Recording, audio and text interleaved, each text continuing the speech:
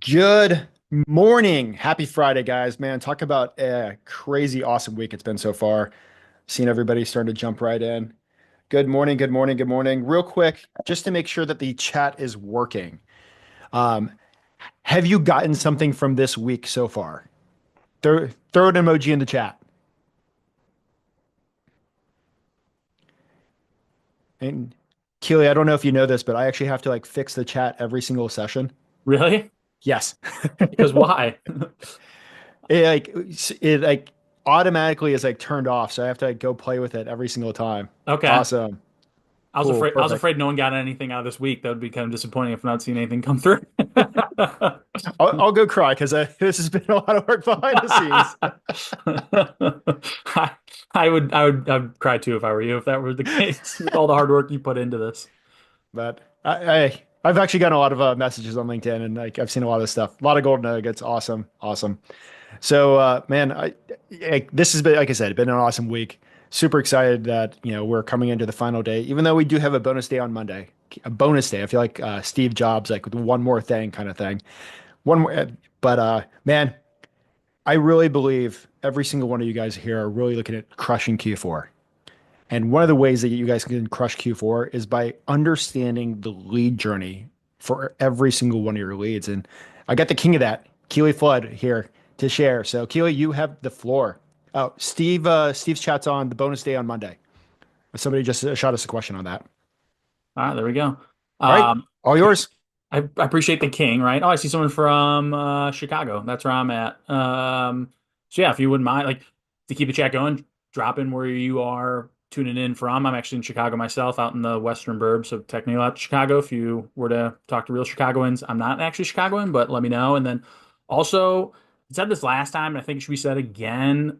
If you could put in the chat like your appreciation for all the hard work that Ben has put into this thing, because the amount of effort, I can't even fathom it with this many. And I remember back in the spring when it was like 12 of us, 12 or 13 speakers, the amount of work he had to do, not to mention how he's what doubled up the number of speakers, if not more, and made it every day, full days. So he deserves a ton of the credit. And I think it would be great if you dropped in the chat to let him know how much you appreciate this week and how he's brought us all together.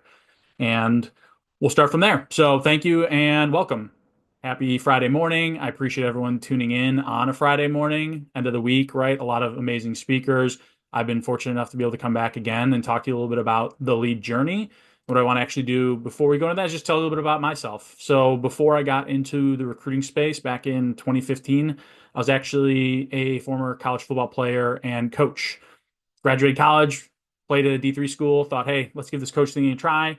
Realized there wasn't a lot of money in it. Wanted to get back to the Chicagoland area with me and my wife, and ended up just like probably most people, stumbling into the recruiting industry. And over the past 10 years, I've been selling, eight of which was in the recruitment industry. I left for a couple of years and did some payroll software, but ultimately wanted to get back into this space because after I left, I realized how much I missed it. I missed some of the relationships I developed. I missed some of the candidate relationships I developed, and I wanted to get back into an industry where I realized each and every day you have the ability to impact someone's life for the better. A little bit about me too. At this point, I've sold over 10 million within the recruitment space in revenue. Assigned over with myself and my clients over the past year, over 100 companies within my career. And then I do want to make sure I always put this caveat to point out I had an absolutely terrible start to my career. The first 6 months, both in the recruiting chair, and then when I moved into a full sales side, 180 side, both were struggles to start. And it taught me overnight success is a journey, right? It only looks like overnight success to those that work with you along the way. And the other piece it taught me too was processes over everything else, because there's so much that goes on in this space, so many things that can happen that can pull you in a million different directions. If you don't have a solid foundation in terms of your sales systems and processes within there, you will lose out on opportunities. You will lose out on candidates. You will fall behind, right? And so I just learned doing the same thing, repeatable processes over and over again is what helped me be successful in the long term.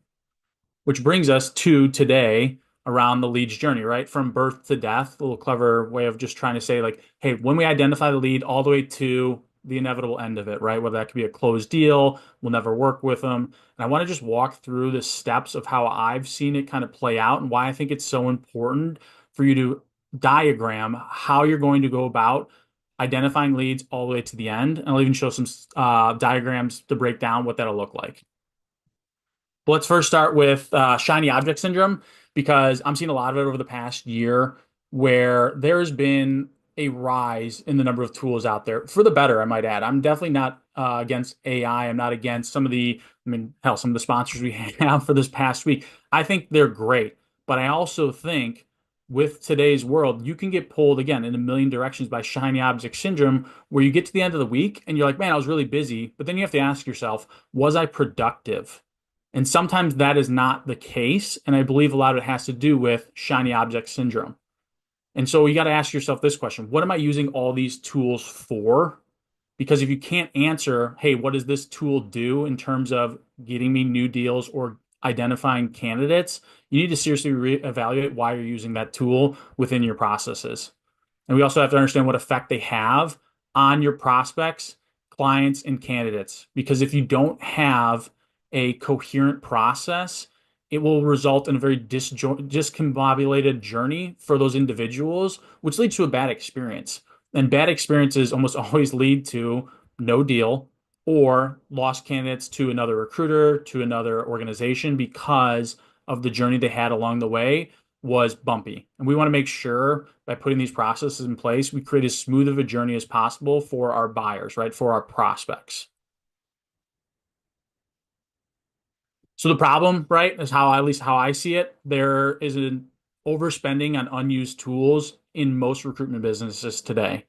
I've had some clients where I've gotten on calls with them, come to find out they're using 8 to 10 different softwares within their sales systems, but only utilizing half of it, right? They're literally taking money and burning it. There's no reason we should be doing that. If you're running your own business, you should be cost conscious with each and every purchase you make and each and every tool you use. And again, going back to that first question, what am I using this tool for, needs to be answered every time you look at a tool or purchase a tool as well. Another piece, right? The problem, lack of a coherent process. I already hit on it, but not having a good process will hurt your prospect's journey and it will hurt your brand reputation. It'll ultimately lead to leads slipping through the cracks and it'll lead to lost deals. And of course, inability to track your lead flow, right? If you don't know where the leads are on their journey, that is a problem because you can't make corrections. You don't understand where the problem is from the top of the funnel down to that closed deal. And that is a major area that I spend a lot of time with my clients working on. And of course, the consequences, I talked about this, right? High burn rate. Again, you're literally burning cash from that, subscription fees, training time, right? That's lost time part. If you're having to retrain on new software because you're bringing new ones, or you're having to retrain your people because you don't have a process in place on how to use the software, it's just lost time. And then the ultimate thing is missed business opportunities, which is the worst thing it can be, right? There's nothing worse than prospecting into an account, they slip through the cracks, and then you find out a month or two later when you circle back because you'd forgotten about it, like, oh, I forgot to reach out to so and so. You get them on the phone, they go, oh, actually, yeah, we went with your competitor. I've had that happen in my career, and it is a gut punch each and every time it did happen. And it taught me, though, that valuable lesson of making sure I have a coherent process in place to limit that from happening. I'm not saying we're perfect. We are not AI. We're not robots, right? But the times we can mitigate that from happening, if we can reduce that down more and more, it just increases our win percentage and also make sure our competitors don't steal our prospects as well. So the solution, right? If you see the screen and my face just lit because it's so bright, this is a lot, right? And I know that I mean, this is something I worked with a client. He's in the engineering space. This was me and him created. He's a medical device engineer by trade. So we really, really kind of got into this as if we were creating something within the med device space. I'm going to show you kind of break down each section as we continue on through this presentation. But this is how I would view the solution. Maybe not as this robust, but to start, and we'll show this at the end, right? Taking our tools and figuring out where do my leads start and then working through a flow like this. And even at the end, I'll just tell you right now, at the end, if you want to grab a copy of this, it'll be available with a QR code, and I'll even drop the link in so you can download this for yourself and then play around with it and start entering your tools within this diagram as well. So the birth of the lead, right? The beginning stages, right? Where do you get your leads from? That's like the very first question we should be asking yourselves. And there's a lot of tools out there. Again, LinkedIn Sales Nav, Zoom Info, Apollo, right? I think the important thing is having a consistent place you're always starting at. For example, if you're on the phone with a candidate and they mention their manager is Joe Schmo at Acme Company, where's the first place you go to verify that?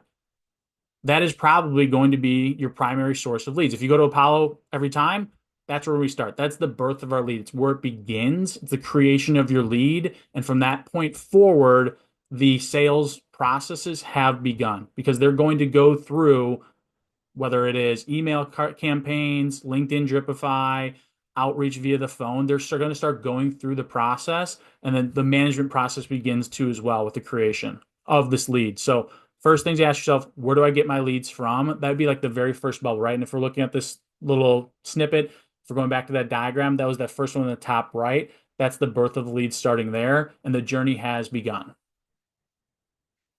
Key points here, right? You can always expand later on with like, okay, I use LinkedIn Sales Nav, and then over time I've realized I started to use Apollo Info a little bit more. But like, just try to focus in on one place to start before we start going to other places. And we'll talk about enrichment here in a second in terms of once you find a lead. So we've identified the lead, right?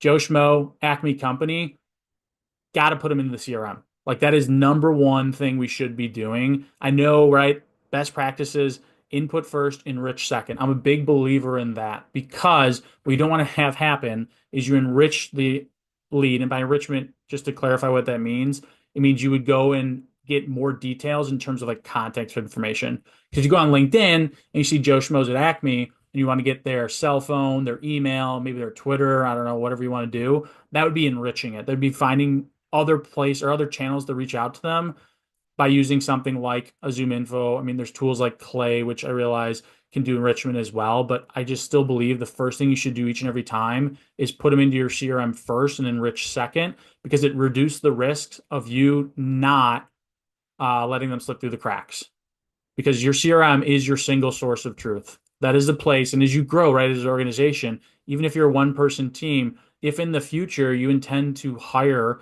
recruiters, sales reps, you need to have that single source of truth where they can go in and see that lead's journey over time. Because this isn't always just like the prospecting stage. We're talking like a lead's journey even after you've signed them as a client, right? All the interactions you've had with them, all the emails you had with them. There needs to be a single source of truth that every one of your team members can go in and see all interactions that have occurred with that individual. It also helps with increase your efficiency later, right? If you've got all that information captured in your CRM, you're not having to run around to figure out, okay, what did they say when their birthday was? What did they say when their next hiring project was? What did they say about their struggles to find X position? It's all within their CRM. ATSs. So Crelate is both CRM and ATS. I'm familiar with it. Applicant tracking system, I would probably put more on the candidate side. CRM, I'd put more on the sales side, but Crelate does both. I see that question coming through here. They have both sides. They have like the sales function within Crelate, and then they also have the recruiter function, right, with the candidate side as well. So hopefully that answers that question there, Brenda. If not, just feel free to, and that's the other thing too, I didn't say at the beginning of the talk. I'm trying to keep my eyes on chat. If you got questions as I'm talking, please just shout them out. This is how I usually run most of my talks anyways. I like answering questions as we go. And of course, we'll save some time for the end to answer for questions too. All right, so just to recap, right? So I've identified the lead, we've inputted them into our CRM, and we potentially need to enrich them as well. So that's so far, we've gotten those three things taken care of. Now the question is, what happens after that point? We need to start with our outreach campaigns, right? And that could be through a variety of channels, email, LinkedIn, phone, right? There's things with nurture campaigns, lead magnets. We're looking at this little diagram right now. And again, I'll share the chart at the end so you can kind of go rewatch this talk and look at the diagram to compare these things. But this would be if we're going through that chart, we've gone to the left-hand side, we've input it, now they're down, they're into our CRM. It's okay, what happens next? Now becomes the outreach process. And we need to start tracking how we're going to outreach to these individuals and what channels we're going to use. And while it's not on this slide, like little tip for everybody, if you're going to create an outreach process, right? If you're looking at this, and I'll even use my cursor here, move into an outbound sequence.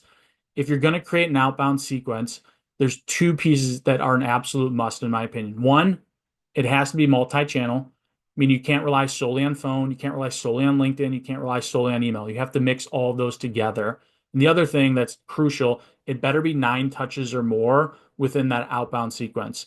The reason being is the data has shown HubSpot, Salesforce, they've done these studies. It takes 8 touches, it takes at least 8 touches, excuse me, nowadays on average to get a meeting with the prospect. The sad part is most sales reps actually give up by the fourth touch. So if you tell yourself, I'm going to create a sequence that is 9 touches, you're better than your competition simply by putting in the effort. Now, of course, there's going to be some nuances with your messaging, how you overcome objections, of course. But if you're just creating a sequence, right, with your outreach, if you're doing 9 touches, you are already outworking your competition. Let's see some, yeah, okay. Things like nurture campaigns, league negs. I'll keep covering this as we go on, and I just want to make sure I clarify this if people have questions on it. Like nurture campaigns, I would look at those as like long-term type of like they're very long, elongated processes for your prospects. Nurture campaign may like be, hey, once a month I'm going to send a newsletter out to my ICP that sign up, right? Or once a month I'm doing a podcast, right? Just like we're not really selling them. We're not doing anything other than just trying to keep them aware of us, building our brand recognition, and by default, nurturing them. So that way, when the time comes for them to be ready to buy, the one and only person they think of is us. And then lead magnets too. This is kind of more of if you're going to be creating a lot of content on LinkedIn, this would be something where like I'll have one at the end of this, right? This PowerPoint is a lead magnet. It's where you sign up to get something, and in return, you would get their email. Now you're part of the ecosystem where you can be part of the nurtured campaign I was just talking about. So we start our outreach process, right? Again, multi-channel, and I'm purposely not going deep into like each one of these things. I want to do the high part, right? This is just like the overarching view of your leads journey. Within some of these steps, you can go much more granular. Like, I don't know if you've noticed here, these little 2.1, 2.2, like all that. Like, we even go back to this last slide right here, 4.0. We labeled all these things, and within each one of these bubbles, there was sub processes in there, right? So if it's 2.2.1, right, if we're looking at this, we would go through here, they would actually move into a different type of sequence based on their responses. So within each one of these, there's more and more processes. And I'm intentionally not going deep into those because it would take a lot longer than the time we have together. I just want to help everyone on this call to just start mapping out the lead journey. And then once you do, you can then start digging deeper into each stage within that lead's journey, right? Within the outreach process, whether what the messaging is going to be, what the cold call script is going to be, right? You can keep digging down deeper and deeper and from there. But going back to the outreach, right? So the outreach has started.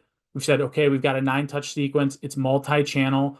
Another key piece of information I got to make sure I harp on is make sure you, when you create that multi-channel, try to figure out where your prospects want to be met at.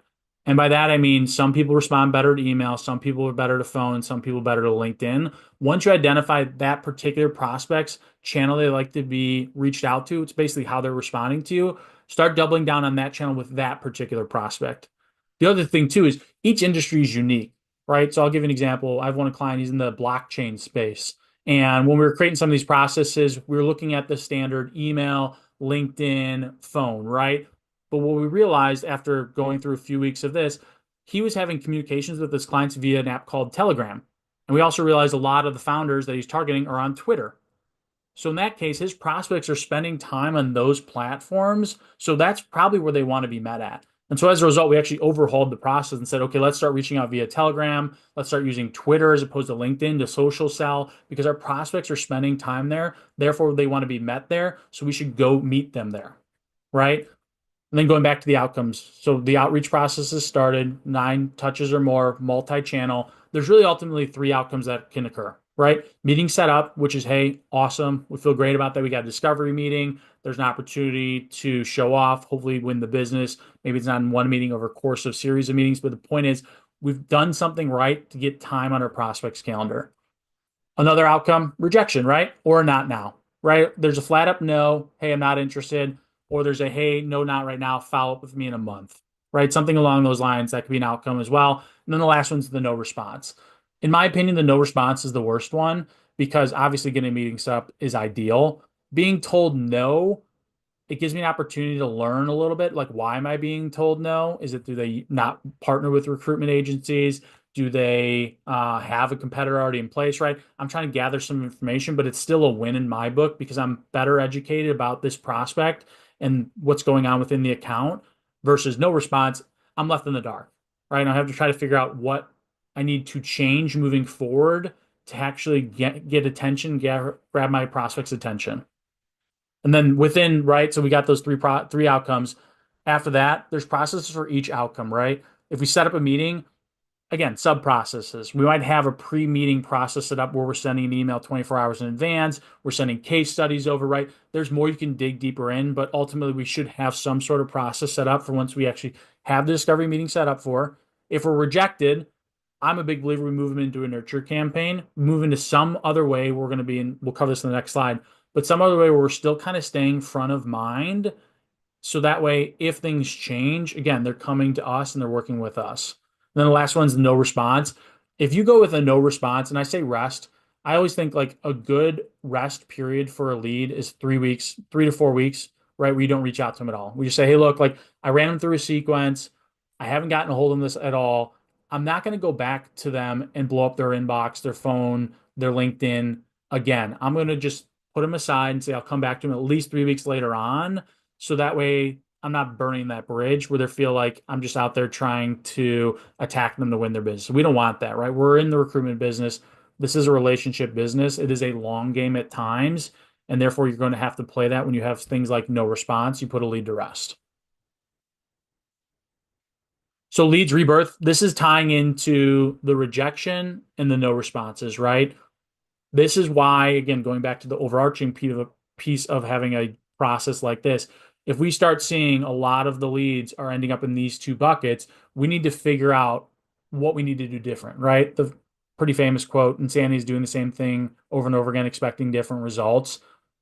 I can't tell you the amount of like bad messaging out there where people use it, don't get a response, and then restart that same campaign later on. That's just lazy prospecting. It's being a lazy salesperson because we're not changing our pitch. We're not changing the value we're bringing to it. We're not changing our messaging, and we're expecting somehow for a different result. That just doesn't work that way. So if you bring people through here and you're either rejected or no response, we have to go back to the drawing board. We have to change our messaging, right? Maybe the way we approached them was talking more about like trigger events, things that are happening in industry, but we didn't get any response. Okay, moving on, right? Maybe we have to come at them from an industry news perspective or company perspective, or we need to go in with more case studies, right? The point is like we need to dissect what we've done so far and figure out how we adjust that moving forward. And one key piece of information that's really important is you always have to add value in our outreach. And that is like a very vague term when people say, like, oh, how to add value. I will tell you this, right? And we can spend time just on this topic alone, but like common mistakes with reach outs are just checking in. I wanted to follow up, right? Did you see my last email? Any of those things, if you start typing those things out, which I still make the error of doing, immediately delete that. Like, do not start any email with any of those three phrases. And there's a bunch more out there too. Like, I cannot iterate enough. Do not start any outreach with those types of phrases because it's just lazy outreaching. And there's a lot of people out there that are taking that approach. Our prospects have become so used to seeing those words in the beginning of an email that they delete it without reading the rest. You can have the world's greatest copywriter in the world fill out the rest of the email, but if your email starts with, hey, I'm just checking in, I guarantee the prospect will never read past that first sentence. I talked about right timing, 3 weeks or more for those rejected or those leads that we didn't get a response on. The other piece of information we should really be asking ourselves, are they worth it? And by that, I mean, is the account that I'm prospecting into worth my time to continue prospecting into? A lot of people make the mistake thinking like, oh, I'm just going to keep going at this account over and over again. And then to come to find out they weren't worth it. They weren't even growing. They're never going to hire. They don't use agencies ever, right? We need to always constantly evaluate the prospects we're going after. I talked about, actually, I think it was in the spring, I talked about this, right? I'm a big believer in having a hyper focus on the accounts you want to break into. Whether it's a top 50, top 100, it's a living and breathing document. Don't get me wrong. Like it's not going to stay stagnant, but every time you're bringing someone through sequences and we're not making any progress, we need to then always ask yourself, do I continue going after this account? Because if the answer is no, get them out and find someone else. You're better off getting rid of a bad future client and going out and finding a new prospect than to continue to go after a client that ultimately will be a pain to work with. No response right at the bottom thing at the channel. If you're getting no responses, what channels were we trying? Were we heavy on the phone within that sequence and light on email and weren't getting anywhere? Let's switch it up, right? If we're going back to the 9 touch sequences, if 5 of them were email, 2 were phone call, and 2 were LinkedIn, and we didn't get a response, let's change it up, right? Let's do 5 phone call, let's do 2 email, let's do 2 LinkedIn, right? We're constantly iterating our outbound sequences and processes with our leads to, again, try to find out what channel they want to be met in. So you can create your own lead flow, right? So this is why I want to kind of like cover a little bit here with the tools themselves. This is a much more toned down version of what we saw before. Like the easiest way is you just simply take all your tools you have. If you want to put in a bubbles, fine. You go on to a simple Excel document and just start putting them down. Like, what tools do I have currently at my disposal that I can use within my sales system?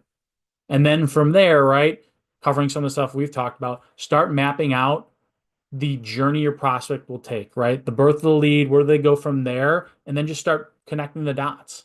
And we can start getting a visualization of where our leads will go from birth to death.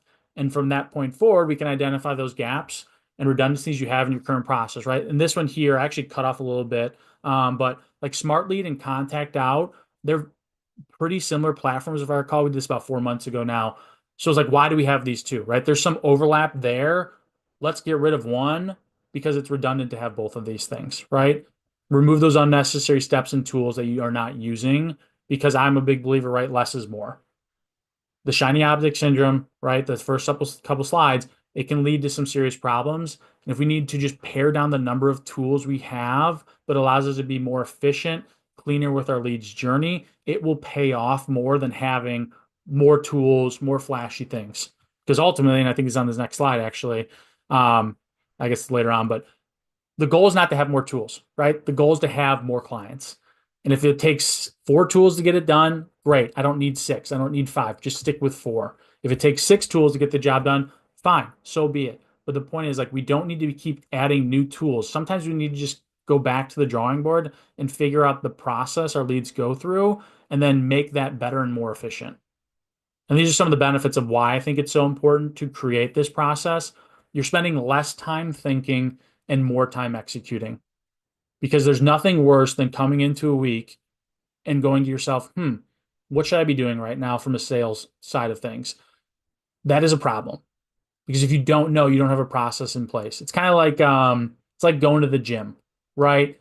If you ever go to the gym and you don't have a workout program to follow, most people, myself included by default, will go with probably the easier lifts, right? The ones that aren't as hard, the fun stuff, so to speak. And we default to that just by human nature versus if you go there with a plan in place and you got to do 4 sets of 8 of squats, which no one wants to do, it's on the plan, you just execute on it. The same applies for your sales processes. If you're sitting there going, I don't know what to do, your default will always be, I'm going to go with the easiest option. It's human nature. If you have that process in place, though, it forces yourself and it holds yourself to being accountable to following through with each step the lead needs to take within those sequences, within the enrichment part, whatever it is, right? But you have something that's telling you this is what you do. And now you just simply go out and you execute on it. Identify areas of improvement, right? Tom, I'll get to your question here in a second. Yeah, I'll finish that, but identify areas of improvement, right? So another benefit. If you create this map and you see where your leads go, you can also see where your leads get stuck, right? And you can identify, for example, let's just say you bring leads through, you're great at setting meetings, right? For whatever reason, you're doing an awesome job with your outreach, you're setting a lot of meetings, but you're having a lower show rate, meaning there's not as people like you schedule a meeting, but they're pushing you off, they don't show up, whatever it is.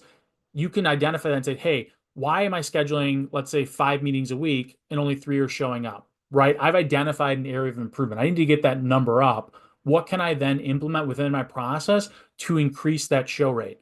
Should I do something like sending a case study before the meeting? Should I do something like sending handwritten cards saying how I'm excited to meet with them, right? There's like ways you can tweak that to improve upon your current outcomes. So that way, again, you lead to more business. And you can do it with any part of the process, right? If we're seeing like we're doing a bunch of outbound, but we're not getting any luck scheduling meetings. Okay, let's look at the activity numbers. Is it low? Is it high? Okay, it's high. Great. Let's look at the messaging. Is the messaging need to be fixed up, right? Sounds like it might be a quality issue, not a quantity issue. But again, you're not going to know these things unless you have a process in place. You can go through the whole thing and identify those areas of improvement. Another thing, if you're ever looking to expand and you want to bring new people on your firm, having these processes in place will lead to easier onboarding, right? Faster ramp up time, meaning they will pay for the, basically they will be able to sell faster by having these processes in place. If you don't, you're just telling your new hires, hey, you're basically saying, here's some business cards, here's your territory, good luck, right? You're not setting them up to be successful. But if you have something like this in place, you are setting them up to be successful. And then, oh, by the way, when they go out and execute on these things, you now then help them figure out ways they can improve on their processes, right? Because you can identify those areas where they're slipping up. And it gives you, again, more opportunities as teaching coach, right? There's nothing better than sitting down with your reps on, say, like Monday morning. That's when I always had my sales meetings. And we're able to look at, okay, last week, here's the people who reached out to. Here's the messaging, right?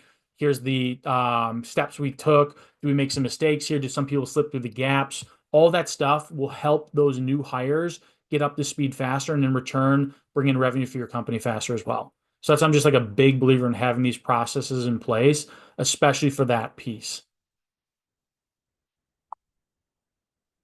So kind of inclusion, right? The right tools used the right way can transform your business. And I also think the opposite is true. The wrong tools used the wrong way can hurt your business. If you're not doing things the right way with your tools, it will lead to, again, lost time, high burn rate, missed opportunities, and ultimately a stagnant company or a stagnant sales rep. And that is a problem because in today's day and age, right, everything's moving faster. You're always out there competing. You cannot afford to sit still. You always have to be iterating, improving, and enhancing how you go about doing your business and how about you go about winning new clients because someone out there is always trying to take your lunch, so to speak. There's always going to be someone out there trying to get your current clients and out there trying to prospect in the same ones you are trying to prospect into. And those that are doing it the right way will win the business, and those that aren't will lose out. Review what you have and how you're using it, right? Simple thing. Look at again that slide I had before with all those bubbles. What do you have going on from the tools and how are we using it? And if the question is, I'm not sure, that's a problem, right? It means it's time for you to dig in a little bit deeper around that tool and ask yourself, is it redundant? Am I just not utilizing it the correct way? Where does it fit in with my process? If you can't figure out where it fits in, there's probably a good chance you don't need that tool. And again, I said this before, the goal isn't more tools, it's closing more deals, right? We want to be efficient with the tools we have, the process we have in place to close business. Just don't think by adding new tools, it will lead to new business. That's not how it works, right? You need to have your tools work together. You need to have a training plan in place, really. You need to have a process in place of how these tools will work. And then those tools will enhance your already pre-built foundation to bring in new clients. Don't be a tool by misusing your tools. Yeah, pretty much, David. Yeah. I mean that's it's a funny line. I will say this about it. It's funny too because like we're laughing about it inside this meeting, but think about it from your prospect's perspective. I think I actually just saw a post about it today too, right? With the rise of AI and the rise of these tools, there's a lot of people out there who are currently burning bridges instead of building because they're using these tools as like a shortcut, right? Like, oh, I'll just chat GPT this. I'll just send out a million emails. I'll just do this, that, and the other. It's like, cool. Prospects are getting wise to that, right? Like it's becoming more and more the norm where people are trying to take these shortcuts. And as a result, they're burning these bridges with their prospects. And they are, going back to David's point, right? They're looking like tools in the eyes of their prospect. You don't want to be that person. You don't want to burn those bridges. Our job is to build bridges. Some bridges take a long time to build. And by that I mean sometimes it takes a long time to break into an account. Some bridges are built quickly. Sometimes it's easy to get into an account. But the whole point is we should be building these bridges, building these relationships, building on our current processes, right, to tie back into that to make things stronger and to make things better for our prospects, for our team members, for our company, whatever it is. In terms of yeah, connect with me. This is like that's a picture from last year. Probably time to update it. I have a few more gray hairs since I last took that photo, but connect with me on LinkedIn. We're going to open it here for questions in a second. I'm going to drop a few links too again as well, but this is the lead flow chart. If you have your phone, you can QR code it on the right, or to the left, and the AI. I'll drop these links in the chat, but I just want to show these two things. So lead flow chart, again, going back to that first slide, if you just go here, you can download it for yourself. That way you can kind of have something pre-built to look at and then figure out where your tools fit in within those bubbles. And the AI version, this is actually the first time I'm kind of publicly making this. I think maybe once I posted on LinkedIn, but I've been trying to create an AI version of myself. Again, I'm a fan of tools. I've said that. I think used the right way and using them in like my business, I'm trying to create an AI version where you can come in and ask that person, Keely, right? 24/7, you can ask it questions. Then I had some people trying it out. If you go in, you ask questions. I actually review the AI transcripts every day at the end of the day. And if I don't like the responses it gave, I'll reach out directly to you. Because you'll have to put in your email. So if it's a response I don't agree with, right? Because the AI model's still being trained, I will reach out to you directly and give you my own thoughts on the questions you're asking it if it's not the right way, if I haven't trained it up the right way as well. But again, I'll drop these links here in the chat. But um, after that, like, let's open up for questions. I did say I wanted to beat Clark's record of 33 questions. So if anyone's got 34 questions, start firing away at me. We have some questions in the Q&A. Okay, let's take a look. Where's that? Here What we go. Q&A. All right. What tools are you using to track lead flow? Um, so that was at 9:10, right? So tools you're using to track lead flow. It's kind of a broad question, right? I guess it kind of like what part of the process too. So let's just start with like CRM. I use HubSpot. I like HubSpot. I use it more because a lot of my stuff's sales focused as opposed to candidate side. But you can get away. And I've got some clients right now that are using HubSpot to handle both the sales function and the candidate side as well. Um, so yeah, hopefully that answers that question in terms of because it is pretty vague about how you're tracking the lead flow. I had it in there right, and actually when I first came up with this talk a while ago, I wasn't. This is a plug for Clay, and if I recall correctly, they are a sponsor as well. Like Clay's a very powerful tool, and back when I created this thing, I hadn't even fully understood it. And I still don't fully understand it, even though I've messed around with it quite a bit. It is a very powerful tool in the sense that it can connect to a lot of things like Zoom info, LinkedIn. Like the way at least how I've internalized Clay, I look at it as like the highway, the super highway here in the US, right? It's connecting us to Dallas, to Chicago, to LA, right? All these different tools, Zoom info, LinkedIn, Dripify, whatever it is, and bringing it all together and creating right, a roadmap, so to speak, to then follow and use, and of course automate as well. So Clay's a pretty cool tool as well. Yeah, I see a lot of questions around favorite tools. Yeah, Clay's up there. I use Apollo and Sales Nav. Apollo's a great tool for finding business. However, it hasn't been best tool for finding personal emails for candidate outreach. Suggestions on tools you recommend in finding emails and mobile numbers.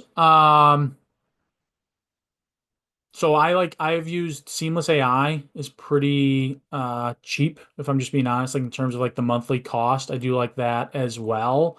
That is I would say that's a good one to go. LinkedIn too, right? LinkedIn's just a great place. Depending on the vertical in, right? There's always that clarification. I think anyone that's working in like the white collar space, accounting and finance, IT, sales roles, right?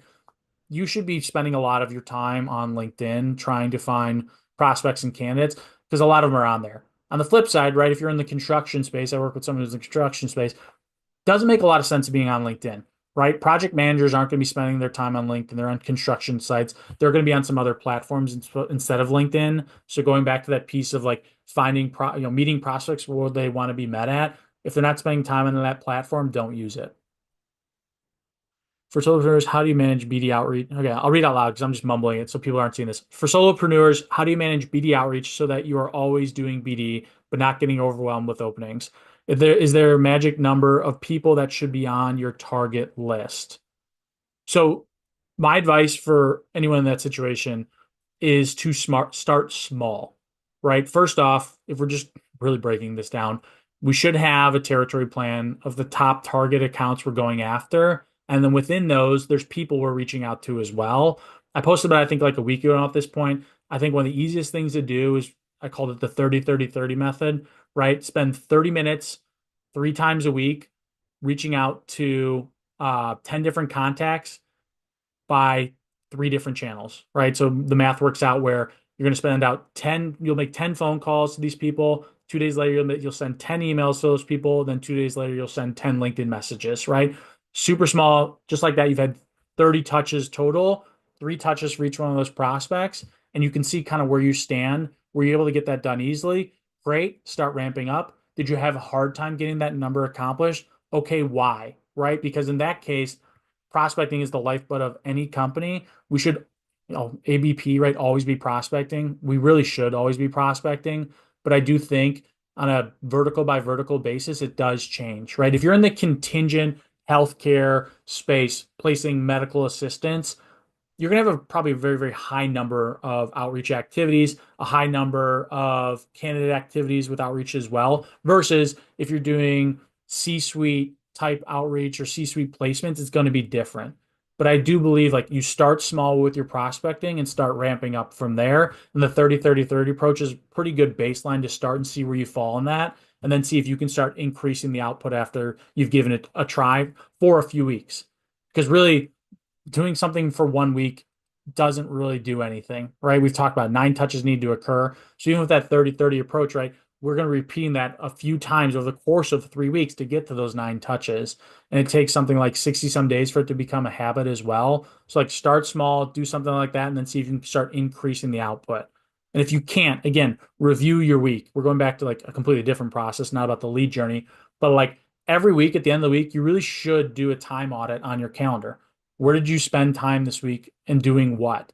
Because one of the biggest mistakes that solo entrepreneurs can make, business owners can make in general, is they confuse being busy with being productive. Being busy is getting to the end of the week and be like, oh, I was sending out a lot of emails, I was doing this, that, and the other. That's cool, right? It feels like you've accomplished some things. But that is not the same as being productive. Being productive is saying, I had 3 really good meetings with these accounts. I had 4 good conversations with these ones. I had 5 conversations with these candidates that ultimately will be placed. Like that is being productive. We're moving the ball forward in terms of breaking into new accounts. And we need to do that each and every week, 52 weeks out of the year in order to break into accounts. Because a lot of people's goal is to break into, let's say, 10 accounts in a year. That takes a lot of time and effort and consistency to be done. And you need to be productive, not just busy. So hopefully that answers the question there for you, Samantha.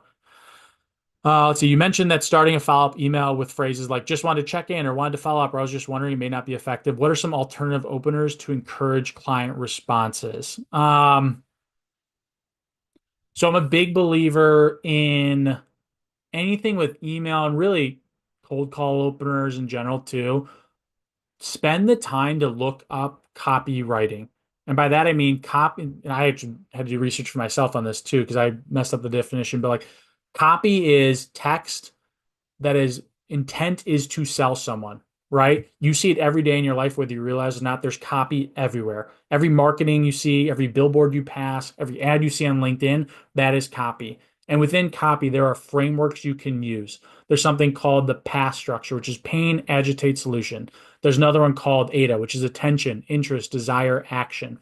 Those are frameworks for you to create messaging within that will resonate with your prospects because it's based on emotional buying. And it's based on people smarter than me who've created these frameworks for me to use in my outreach as well. So like going back to the question of like one thought, I wouldn't do that, right? I would use those copy frameworks and just start filling in my messaging to adhere to those and then iterate from there because that has been proven. I mean, there's a reason why like, I love this stat. So Nike, right? We all know who Nike is, but Nike still invests, I believe it is 7% of its budget every year into marketing. It's not that Nike doesn't have brand recognition. It does. But Nike knows you have to be front of mind. You have to stay top of mind for customers for them to buy from you. And if the biggest company in the world, one of the biggest, is out there every day writing copy, doing marketing, getting their brand out there, there's no reason you can think you can slide by not doing these things. Because they're out there doing it because they know the psychology around this stuff works, and you yourself need to adhere to that as well. So I think it answers. Oh, locks I saw on here. I actually know, William, I don't really have a ton of experience with Loxo. I've had a few clients that I've worked with, they've had good things to say about it, but Other than that, I can't say anything to it because I've never actually worked with it. Like I worked with Crelate, Bullhorn, Apollo, Zoom Info, LinkedIn Sales Nav, right? A lot of those, but Locks was actually one of the few I don't have any exposure with, so I can't in good conscience give any recommendation on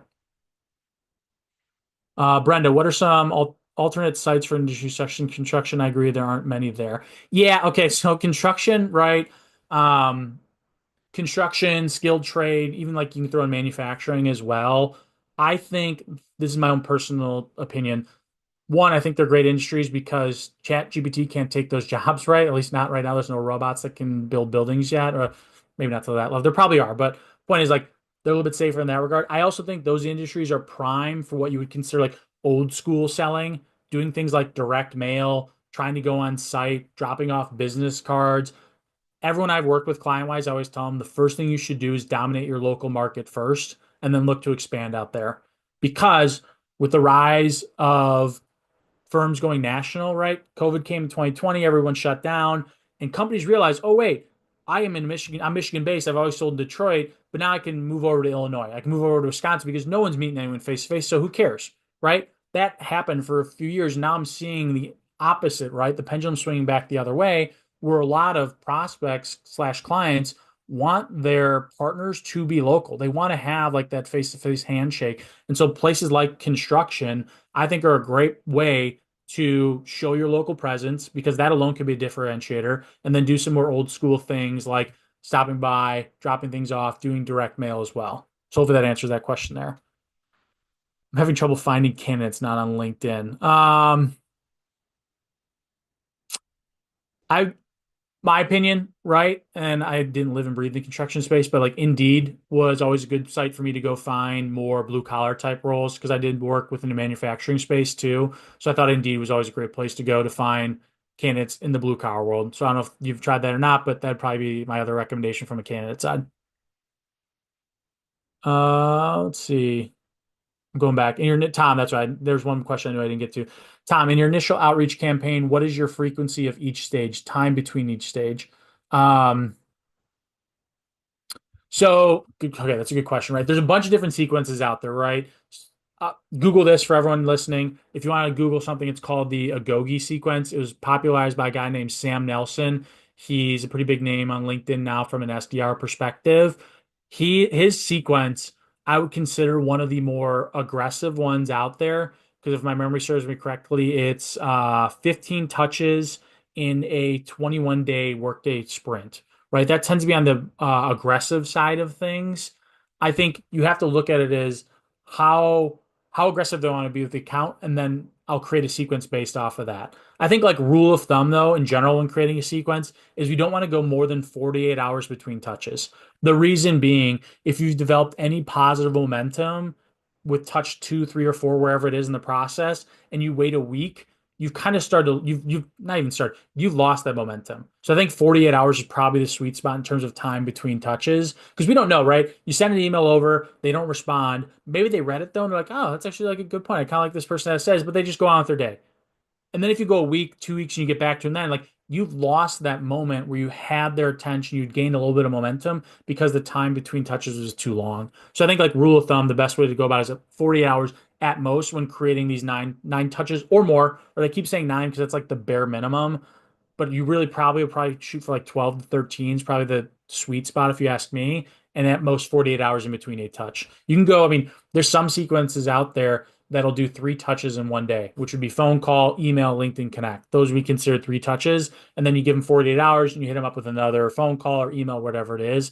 But yeah, just to answer your question, I know it was a long answer, but 48 hours is probably the best rule of thumb to go off of. Let's see. Does Sales Navigator have better contact info than other lead gens? Is it more updated seller emails? Thoughts on it? We use Rocket, which reach all the phone numbers are wrong.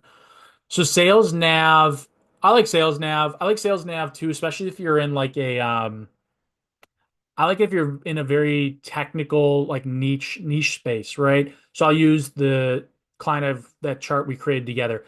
His business is in the medical device space, but even like further down, because we niched it down pretty far. He goes after specifically combination products within the med device space. Most places like Zoom Info, Apollo, they're going to sort your leads by their title, which is fine. Like, don't get me wrong, it's a great starting point. But for like him, his problem was that title is misleading because within the med device space, a director of engineer could oversee a bunch of different functions within the med device space. It's really what they did within their job description that would qualify them as like the perfect ICP for us or not. And that's where SalesNav has the advantage over tools like Apollo Info and Zoom because they're just going to go title searching. SalesNav, you can really dive in deeper and really get down to the niche you want to target. Sam Nelson Nagogi. Yep. Thank you, Natalie. Yep. That's exactly the right way to spell it as well. What made me want to leave the recruiting world to start training? Do you miss the action hunting and landing clearance? Yep. It was no, it was 10 million, and no, if it was 100 million, I probably would have retired. What made me want to leave? So I touched on it before. I was a college football coach prior, and I love coaching. Like it's always been in my blood. There was a reason why, like when I left college, I got into it right away as my first job. And then even once I got in the recruitment world, I started having success. And while that was fun, like don't get me wrong, I loved breaking into new accounts. I love the President's Clubs, all the stuff that came with it. But what I loved more was helping others get to where they wanted to go. Like I'm very much a coach first. Like my role with everyone I work with client wise is for me to be non-existent in terms of like people shouldn't know I exist. Like my favorite quote, I always say this, and I really need to look it up because I think it was Bill Schembechler, right? He said, if we win a game, it's the players who did it, right? If you lose a game, it's my fault. And I always thought like that's a good way of going about it, right? If the players win, it should be all on them. The coach shouldn't get the credit. They're the behind the scenes person. They're the one that, yeah, they know they played a part in it. The players know they played a part in it, but ultimately the players are the one who are getting the glory. And I believe that wholeheartedly. And that's what I love too. And I love about my job is like seeing my clients grow and I get to know I played a small part in it as well. But I think, yeah, I mean, that's a big reason why. Have you looked into data or insights into selling into women versus men, and if approaches should be tweaked or vice versa for a female doing sales? I I've not. Yeah, it's an interesting question, right? Like I'm sure someone has, if I had to guess, right? There's so many studies out there. I would actually, now my advice on that, take that question and for everyone who's not familiar with Perplexity AI, go there and ask that type of question in there. If you don't know what Perplexity AI, because ChatGPT gets a lot of the airwaves, so to speak, Perplexity AI is great because it scours the internet and then it gives you the sources of where that information came from. So if you put that question in there, if there's studies that have been done, if there's answers to that question, it'll give you the direct links where you can then go and read those articles further. And that's what I do a lot of that stuff. I use like Perplexity to like learn about industries, right? With some of the clients I work with, like I'm not a blockchain expert, not at all, but I'll use Perplexity to help me get up to speed a little bit better and try to understand some things better. And that's another part of like where I think AI and tools do play a part in a beneficial way when used the right way. Perplexity really replace Google for 90% of the time. Yeah. I mean, yeah, it's awesome, Ben. Like, cause it, it just aggregates the data better, gives you the links. I mean, even like hyperlinks, like the quotes themselves, it's an awesome tool. I have a question in your Q&A. Do you outsource your content strategy or what tools do you use? I don't outsource my content. I do it all myself. I've been doing it now for the past year plus. I just I use again going back to AI. I've used AI to start helping with some of my posts, but literally for the first year it was just me. And then for anyone that does post regularly, I actually this is I took my post, fed it in AI, and helped me like rewrite some things because I wanted to like come at it from a different viewpoint. So I use it that way, but I just do it all myself. And the tools I've used, if you're really serious about content creation, and by that I mean like you're doing it every day, posting on LinkedIn, I use a tool called Taplio, which LinkedIn's always like weird about tools. I've never had any issues with it. So like you do have to be careful around like some of the tools you use out there because you don't obviously want your account to be suspended. I've been using Taplio for a while, have had no issues with it. If you're just trying to start right with just posting and you're not worried about the analytics, because Taplio can go a little bit deeper in terms of like some of the numbers behind the post and some of the other cool functions they have in there. But if you just want to post, I would recommend using a tool called Buffer because you can post up to, I believe, 10 posts. You can do 10 posts scheduled out. Although LinkedIn has started at it themselves, right? They have the function where you can actually edit now. Thank God. That was part of the reason why I didn't use LinkedIn scheduling function. But Buffer's nice. And I would also recommend if you're going to post regularly, to batch out time every week to create your content and then schedule it out. What you don't want to do is like wake up every morning and try to come up with content to post. It just takes time and effort where you're better off just doing it in batches. Like, okay, I'm gonna sit down for an hour. I'm gonna create 3 posts for next week. I'm gonna schedule it out, and then I'm just gonna go on with my day. And the next Friday rolls around, I'm gonna do the same thing. So those, yeah, that's my answer for you, Michelle. Is yeah, I don't outsource my content strategy. So if you like my content, give it a thumbs up. Let me know because it's all Keely behind the scenes. I don't have no ghostwriters, no nothing. That's just me. And going back to what I talked about, the question around like just checking in, like I spend a lot of time reading about copywriting to try to get better at my own content, my own outreach messages as well. Besides HubSpot, what are other CRMs you've used and recommended? I've used Bullhorn. I've used Crelate. Um, those are yeah, I mean, I just like HubSpot, right? Like I'm like trying to think, do I recommend like Crelate over HubSpot? I I like Crelate too. Like I do think I like the fact Crelate has some automation sequences in there, right? You can go into Crelate right now. If you go to the sales side, click on sequences, you can create like a 5 or more if you wanted to, 5 automatic email sequence where you just take your leads, drop them in there, and let it run, right? Every 24 hours they're getting an email from you, which I think is great. They also have the marketing function in there where you send out like a blast email and you can see things like open rates, click rates, although there are now some things coming out. I always feel like I'm talking out 2 sides of my mouth, but I want to make sure I educate everyone as much as possible because this is stuff I live and breathe. Email providers like Google, Microsoft, a lot of them out there now are trying to, or already started, I should say, um, destroying things like click rate. Like basically, they're preventing places like Crelate or Convert, any of these email automation softwares from knowing if people have opened it. They're trying to get rid of that functionality, which is kind of a bummer because it's nice to know those things, but ultimately Google's Google. Like, what are you going to do? You're just going to have to abide by it. But as of right now, at least with like Crelate, what I do like about it is seeing things like open and click rate because I know, for example, right, and this is actually it wasn't on that big PowerPoint slide, but one of the things we worked together with that client was we send out some emails, and if we see there's a click or an open rate, it then moves them to a different part of the process. Because if they're clicking and open my emails, they're reading about me. I then have their attention for a very short period of time, and therefore I'm going to have to change. I will change how I approach them from that point forward. I've been using just music. I didn't realize there's a sales side. Oh, Ben, you didn't know about Create? Yeah, there's a sales side. Yeah, it is like I said with Create, there's that cool sales side. You can do, um, you can create. I mean, I believe in this is again my methodology, right? My biggest methodology. If people ask me like, how do you sell? My methodology, and I've talked about it briefly, is having a hyper focus on a select number of accounts. I'm a big believer in what's called the Pareto principle, where basically it says 80% of your results come from 20% of your efforts, right? So going back to like the weight room, if you want to like lose weight, get a six pack, 20% of your efforts are going to be eating really, really healthy and working out, right? But 80% of your results will come from those two things, right? The same, I think, applies, and they've done studies, right? The Pareto principle basically applies everywhere in life. I just think, like within sales, most people within a territory will have between like 300 or 400 accounts they could target, right? If you took 20% of that, which is between like 75 and 100, and spent your time on those accounts, you will get 80% of your results from those 20% of those accounts you target.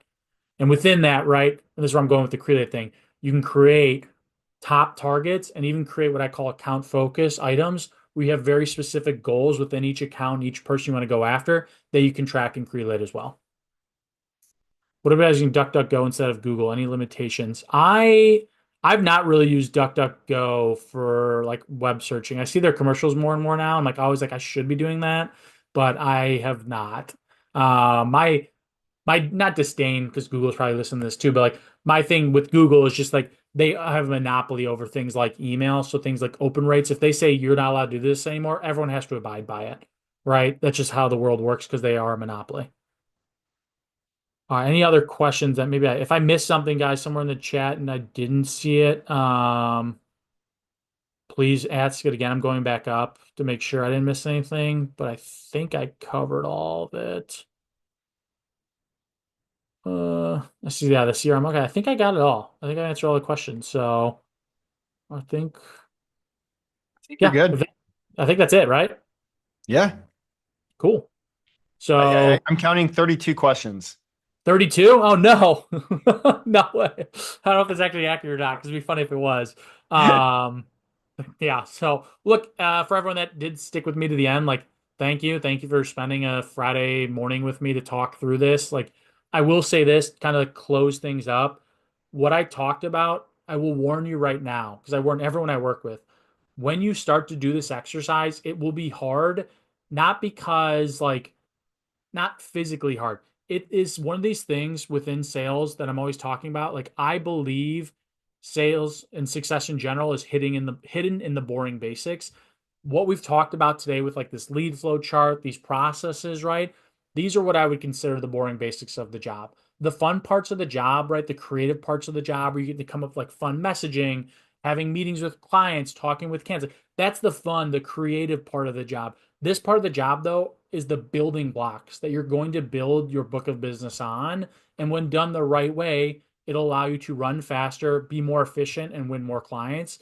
But I do have to warn you, it can be boring. And so if you're going to take the time to do something like this, start in small chunks, right? I would, if I'm giving you a TLDR of how to do this, I would just start today. By the end of the day, write down a list of all the sales tools you have. And that's it, right? And then on Monday, ask yourself, where do my leads start with, right? What's the origination of my lead? Boom, that's my first box. And then on Tuesday, ask, okay, where do they go after that? Then you fill in the line, you work from there, and you just keep building on that. Because if you try to sit down and do this all in one sitting, you're going to find out it's going to be kind of hard because of the fact it can be kind of boring. But you have to remind yourself by doing these things, right? In addition to some of the other stuff I talked about, you're laying the foundation to build a mansion on top of. Because I assume everyone's goal here today is to build more, to win more clients, to grow their book of business, to grow their company, whatever it is. And the only way to do that and the only way to build a mansion is to have a rock solid foundation. If you take shortcuts, yeah, you might be able to build something on top of it, but inevitably it will come crumbling down and you'll find yourself back at zero again. And you don't want to be there because you've put in that all hard work. Let's make sure the foundation's rock solid before we go building out the fancy, fun parts of the job as well. I do see a question in there. Cubs or Sox? Uh, Cubs, yes. The Sox, oh my God, so bad. Like, wow. I think if I recall, because I mean it's a laughing joke in the Chicago airwaves, right? I feel like they've won 3 games in a row I saw this morning, and somehow if they win the next three, they will tie for the worst record of all time. Because they had like it was like basically like they're down to the last 6 games. If they lose one more, they're gonna go down as the worst team in history. And yet somehow the Sox are pulling it off where they've won 3 in a row. But I mean, the law of averages say they're gonna lose sometime in the next 3 games, and they'll go down as literally the worst baseball team in the history. And we're talking about a sport that's been around for what 140 years. So yeah, I'm happy to be a Cubs fan, even though we did have 100 plus years of futility. Dorf. Reinsdorf has to go. Yeah, sorry. Ross like, wait, Roosevelt. No, Reinsdorf. He's the owner of the Sox. Yeah, he's never gonna go though because like he's still making bank and he doesn't care that they suck because he still makes money from the TV deals and everything else. So it's a problem. Go Cubbies. Thanks, Angela. I'm glad we have another fellow Chicago Cubs fan in here, even though not the year we wanted, but hey, it's always a building year here in Chicago. Like, look at all of our sports teams. We're always building, right? Maybe that's where I actually get my process and like building mentalities because our sports teams are always building as opposed to like Boston, all they do is win, unfortunately. So, yeah, Chicago's just a building type of town. All right, cool. Well, I'll let everybody go. Grab some coffee. We are about ready to next up is the shark. I don't know if you guys know the staffing shark. He is absolutely on fire. He's going to talk about how to become a mini influencer and the impact of being like a mini influencer. And I think because of that, he's opened something. I think it's like 30 new accounts. Um, you know, 300 hires. So there's like a lot of he's going to pretty much break down what he did to get there. Oh, here it is. Okay.